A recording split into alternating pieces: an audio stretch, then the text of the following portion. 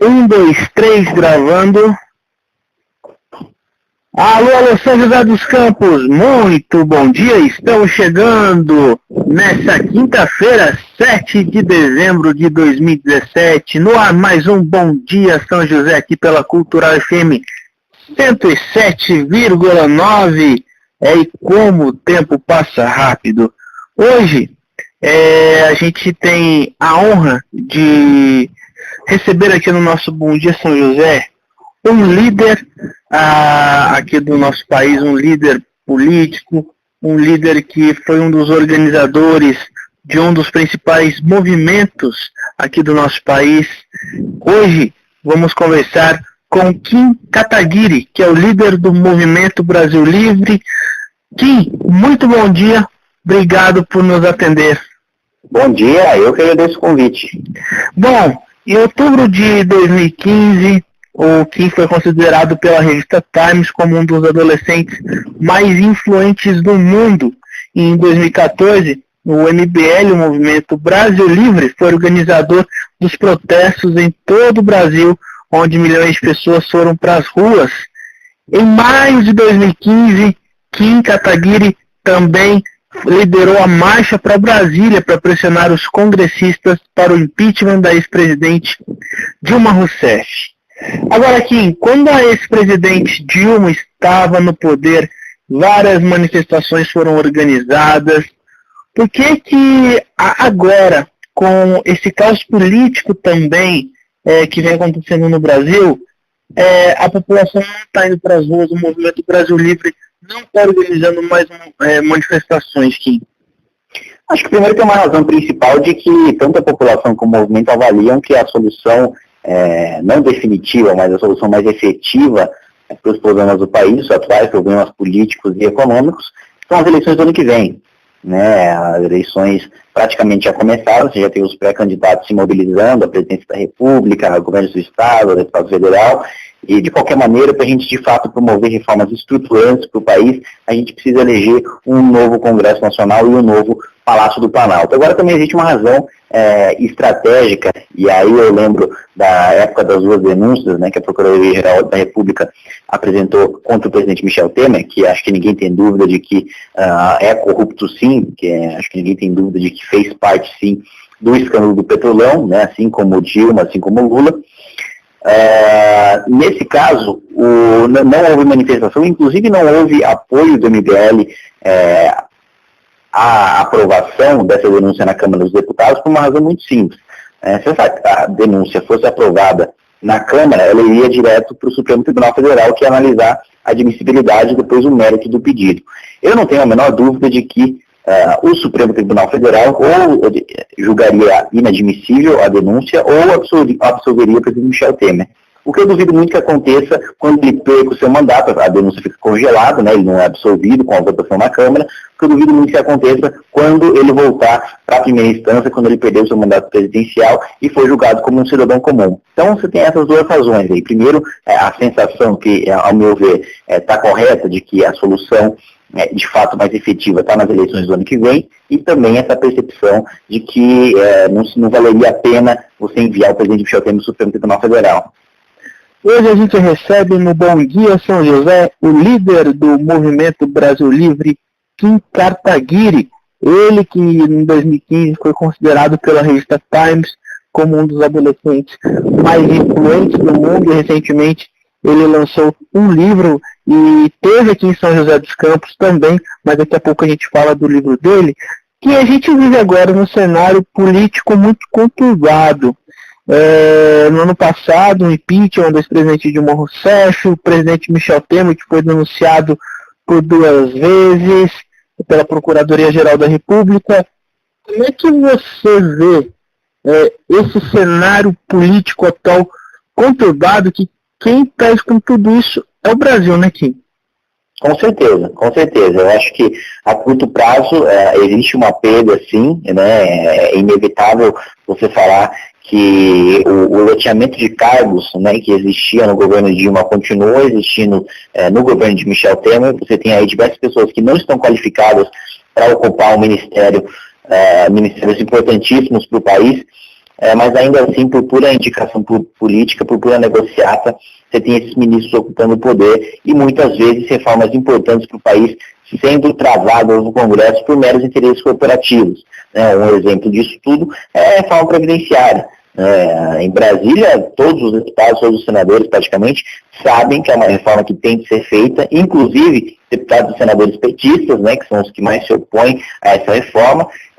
Acho importante ressaltar que tanto Dilma como Lula, quando ainda eram governo, defendiam a reforma presidenciária, mas agora, por puro oportunismo, são contra. E o Centrão, que hoje domina a Câmara dos Deputados, não quer votar porque quer mais cargo, porque quer mais espaço no governo e tem uma disputa ali por partidos ali como o PP, como o PRB, enfim, esses partidos que formam um Centrão, que são mais fisiológicos, por cargos dentro do governo de Michel Temer, insatisfeitos com essa falta de atendimento por parte do presidente, não vota uma reforma que é do interesse do país. Então, sem dúvida, o país perde com isso. Agora, tem um ponto positivo, que existe uma margem para renovação.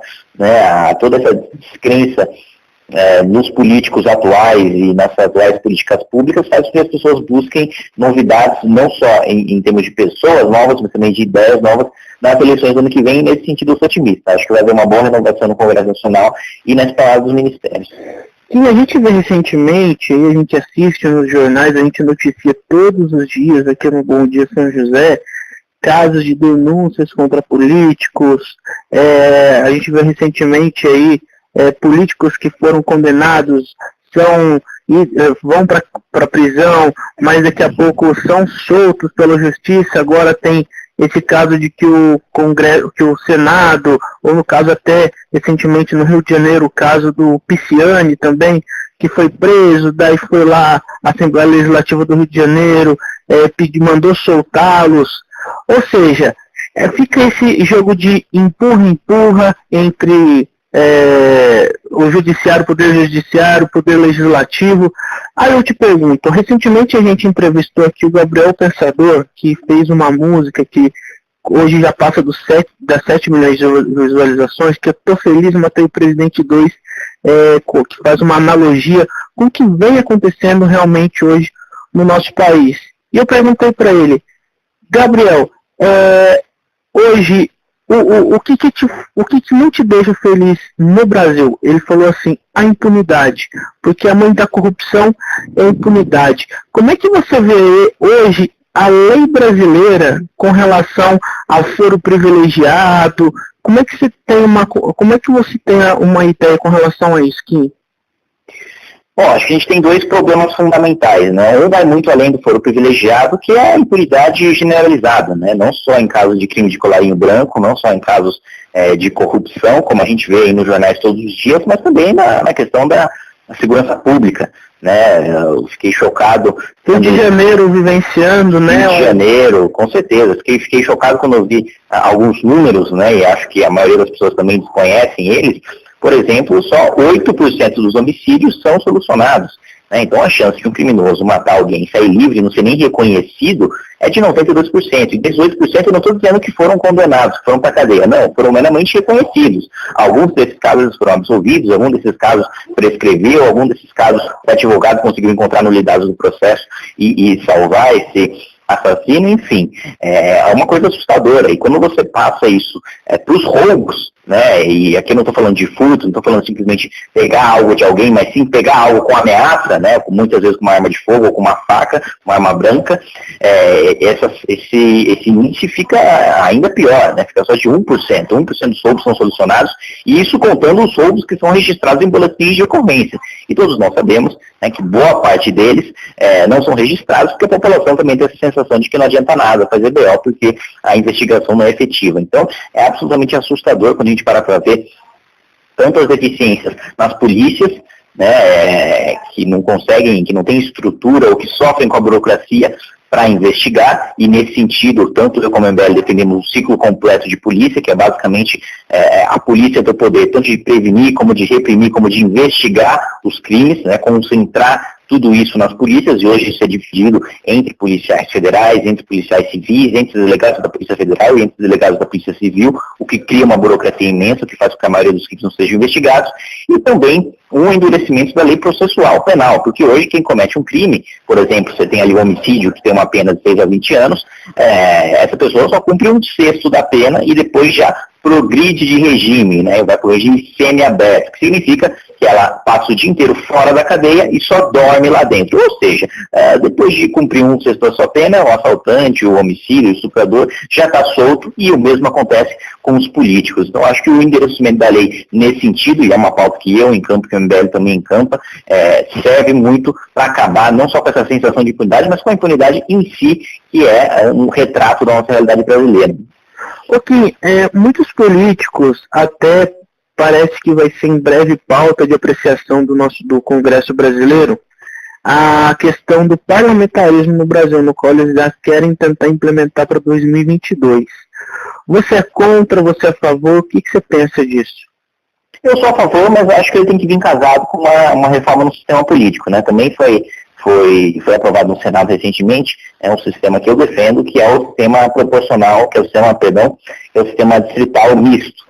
Hoje, basicamente, quando você vota no candidato, você não está votando no candidato, mas na coligação dele. Então, quando você vota no tiririca da vida, você está elegendo mais 4, 5 caras que você não faz a menor ideia de quem sejam, e a gente viu aí recentemente o presidente do partido tiririca sendo preso. Então, hoje o sistema é pouco representativo, é caro, incentiva a corrupção, e um parlamentarismo com um parlamento eleito dessa maneira, ao meu ver, não seria desejável. Agora, um parlamentarismo com essa mudança no sistema eleitoral, acho que é a solução sim. A última democracia presidencialista, a grande democracia presidencialista que parecia dando certo, era os Estados Unidos. E agora a gente vê que não é bem assim, né? Nas últimas eleições americanas, a gente teve aí 60% da população que não se sentia representado nem pelo candidato republicano, nem pela candidata democrata. E hoje o Donald Trump, que é republicano e tem maioria no Congresso, tanto no Senado como na Câmara dos Deputados americanos, tem dificuldades para aprovar o orçamento, tem dificuldades para aprovar os seus programas. Ou seja, mesmo na maior democracia do mundo, esse sistema não vem funcionando, vem falindo, e no Brasil há muito tempo já não funciona. Acho que a gente tem que seguir os modelos que já funcionaram nos países europeus, que é justamente o parlamentarismo ou o semipresidencialismo, em que o sistema é muito mais estável e que a população tem muito mais poder sobre o chefe de governo, tem muito mais poder sobre aquele que manda no país, porque ele pode ser destituído a qualquer momento, né? Assim que ele perde a maioria no Congresso, assim que ele fica muito impopular a ponto de não poder se sustentar, ele cai. É um sistema mais dinâmico, é um sistema em que a economia não fica a reboque da política, como a gente tem hoje no Brasil, e é um sistema também que ajuda muito na governabilidade. E hoje no Brasil a gente sabe que isso é um caos, né? Com mais de 30 partidos, ou se não me engano, 29 partidos com representação no Congresso Nacional, é praticamente impossível você governar sem o loteamento de cargos. Né? Bom, hoje no Bom Dia São José, estamos conversando com Kim Kataguiri, que é o líder do movimento Brasil Livre. Agora, Kim, a gente vê aí, tanto quando a gente conversa, a gente recebe várias mensagens todos os dias da população indignada com o que vem acontecendo aqui no nosso país. E essa é uma opinião pessoal do Caio. Eu acho que a população, ela se manifestou no governo passado. Acho sim que ela deveria ir para as ruas para se manifestar contra a indignação, contra o que vem acontecendo desses escândalos que todos os dias nos jornais a gente noticia todos os dias aqui também, quase todos os dias, os escândalos que vem acontecendo, é dinheiro que eles acham em apartamento de um, apartamento de outro, essas delações premiadas também que vem acontecendo. Você não acha que a população poderia ir para as ruas para poder, porque a gente vê uma população calada, um Brasil calado agora nesse ano. Você acha que a população não era hora de ir para as ruas e se manifestar com relação ao que vem acontecendo, que a classe política vem assaltando o nosso país? Eu acho que para você fazer uma manifestação, você precisa ter uma pauta específica, você precisa ser cirúrgico, saber exatamente qual que é o seu objetivo. O que aconteceu nas manifestações de 2013, por exemplo, em junho, foi que todo mundo saiu, estava indignado com a situação política do país, gente indignada com a situação da saúde. Mas a população não está hoje também? E estava, sim. Então, o meu ponto é o seguinte, não havia um foco. Né? Tanto não havia um foco que, ainda que mobilizando todo o país, eles não conseguiram absolutamente nada.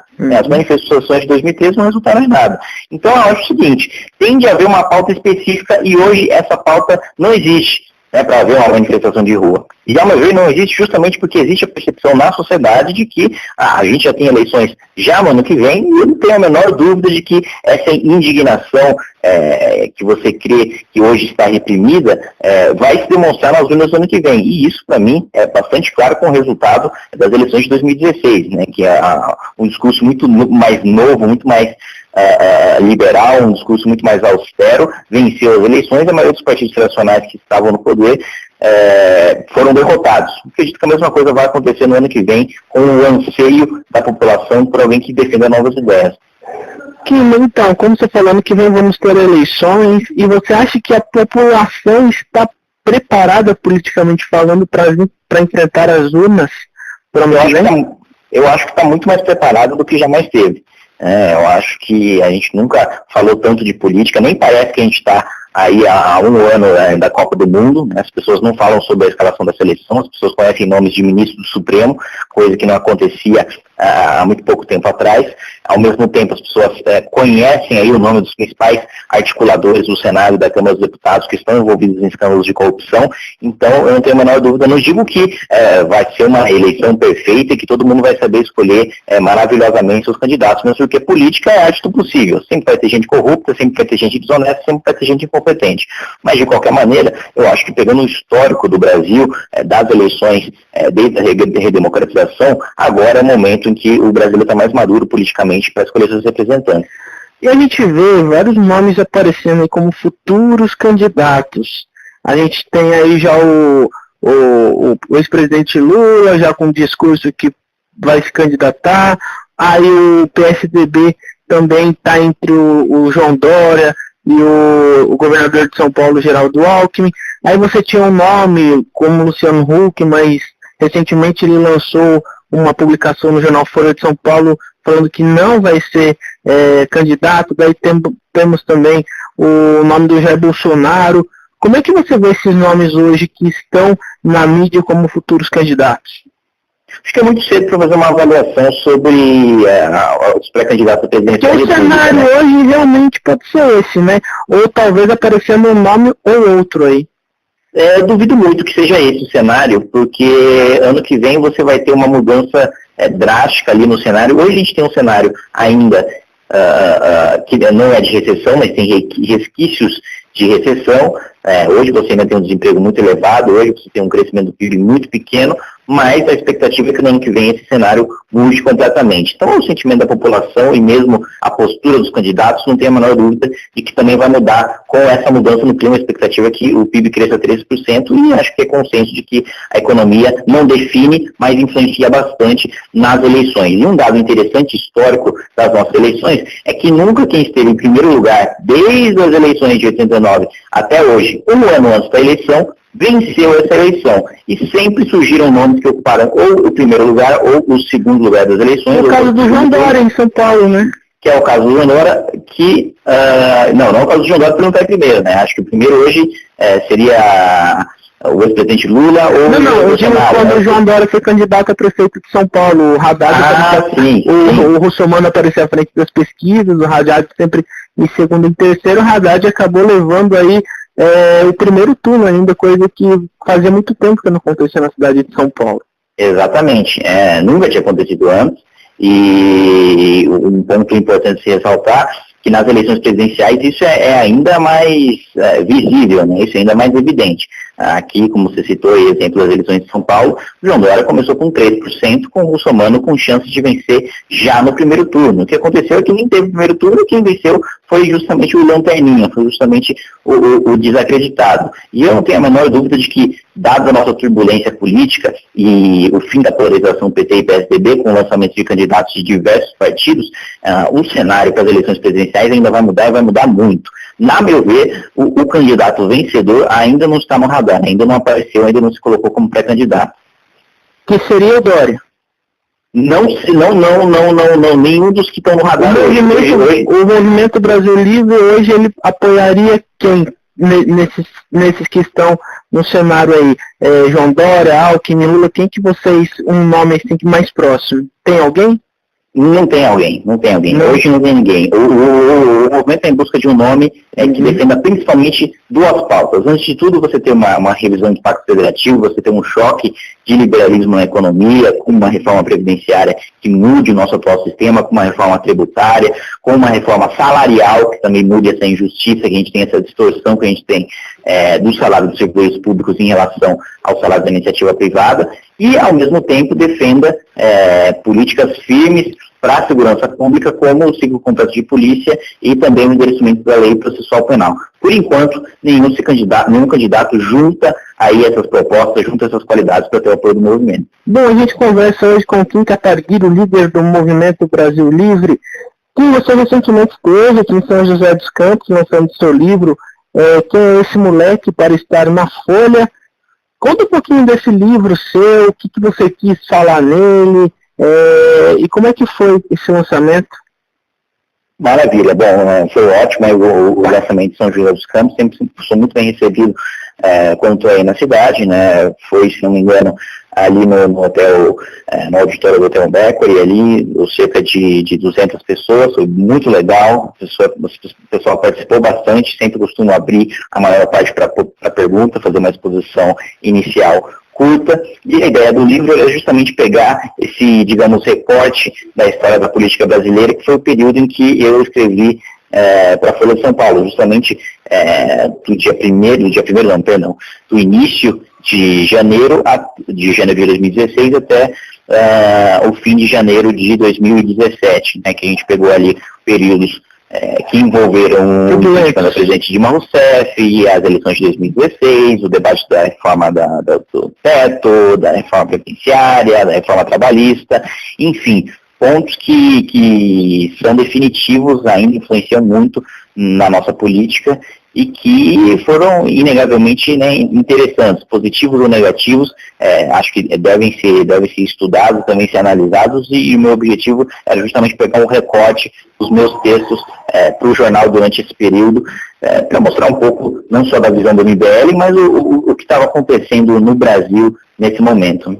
E um dos pontos fortes também do Movimento Brasil Livre é com relação à comunicação, né, Kim? Você sempre em entrevistas, em várias entrevistas, você já até citou com relação à comunicação, à imprensa, e eu acho que nós da imprensa a gente tem um papel muito importante, porque hoje, se não fosse a imprensa, a população não saberia o que está acontecendo no cenário político e sobre essas relações, sobre esses escândalos, né? Então, eu acho que a população, a imprensa hoje tem um papel muito importante. Por isso que muitos falam que a imprensa é, entre aspas, o quarto poder, né, Kim? Sim, com certeza. E hoje você tem isso catalisado ainda mais por veículos alternativos que surgem, principalmente por meio das redes sociais. Veículos independentes, né? Independentes, exatamente, e cada vez mais descentralizados, que a população acompanha vendo diversos pontos de vista, né? Acabou aquele monopólio que a gente tinha dos grandes veículos tradicionais. Hoje a maioria da população se informa por meios de veículos independentes, por meio de redes sociais, e isso é muito interessante e enriquece muito debate. Agora, quem ainda não leu o seu livro, Quem é esse moleque para estar na Folha, o que ele vai encontrar nesse livro, assim, sem dar muitos detalhes para quem quiser, né? E onde que eles podem encontrar esse livro para comprar? Maravilha. Bom, o livro já está disponível em diversas livrarias, aí, Livraria Cultura, Livraria Saraiva, Livraria Nobel, diversas livrarias aí pelo país. Você também deve encontrar online em lojas aí que fazem vendas de livros online. E, basicamente, o que a pessoa vai encontrar no livro são textos, em sua maioria, opinativos, né, com o meu posicionamento, com o posicionamento do Movimento Brasil Livre, sobre todos esses acontecimentos, como eu já citei, o impeachment, as eleições de 2016, a nossa experiência, né, já que 2016 foram as primeiras eleições em que coordenadores do MBL disputaram cargos eletivos e muitos deles foram bem-sucedidos, a atuação do MBL na aprovação da reforma trabalhista, que também culminou no fim da obrigatoriedade do imposto sindical. Enfim, o pessoal vai encontrar ali um pequeno recorte desse momento crucial da política brasileira, com a atuação de um dos movimentos que, a meu ver, foi o protagonista de boa parte dessas mudanças e desses acontecimentos políticos que a gente viu durante esse período. Sim, você já é um pré-candidato a deputado federal no ano que vem? Serei pré-candidato no ano que vem. Por enquanto, só tenho a intenção de disputar, mas ainda não tenho partido político definido. Não tem nada definido ainda. Não tem nada definido, mas eu pretendo sim candidatar no que vem a deputado federal. Kim, para os nossos ouvintes que nos ouvem agora, a gente está conversando com Kim Kataguiri, que é o líder do movimento Brasil Livre. Em 2015, você foi considerado, Kim, pela revista Forbes, pela revista Times, como um dos adolescentes mais influentes do mundo. Como é que você recebeu essa notícia de ser considerado por uma das principais revistas americanas? Olha, quando eu recebi essa notícia, eu estava acampando em frente ao Congresso Nacional para pressionar a Câmara dos Deputados a acolher o pedido de impeachment da presidente Dilma Rousseff. E foi extremamente positivo no momento, porque deu visibilidade para a causa, né? Os jornalistas foram no acampamento conversar comigo, me perguntar sobre a repercussão depois de ter saído esse ranking, digamos assim, da revista Time. E, a meu ver, é um reconhecimento muito positivo de um trabalho não só meu, né, mas também de toda a equipe do Movimento Brasil Livre, de todos os outros coordenadores, que lutaram muito para influenciar na política brasileira e também para influenciar mundialmente outros movimentos liberais, né? Frequentemente eu e outros coordenadores somos chamados para palestrar para partidos liberais, para partidos conservadores de outros países, como já foi o caso ali de Portugal, da Polônia, dos Estados Unidos. Todos eles veem o Movimento Brasil Livre como um caso de sucesso na defesa do liberalismo político e econômico, e eu fico muito feliz com isso.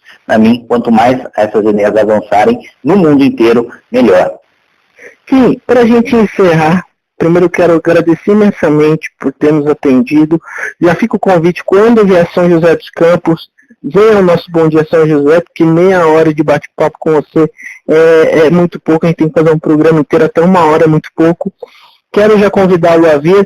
E uma última pergunta, não é uma pergunta, eu quero que você deixe uma mensagem para os nossos ouvintes que estão desacreditados com o país, com tudo que vem acontecendo, com o desemprego, com a falta de emprego, com a recessão.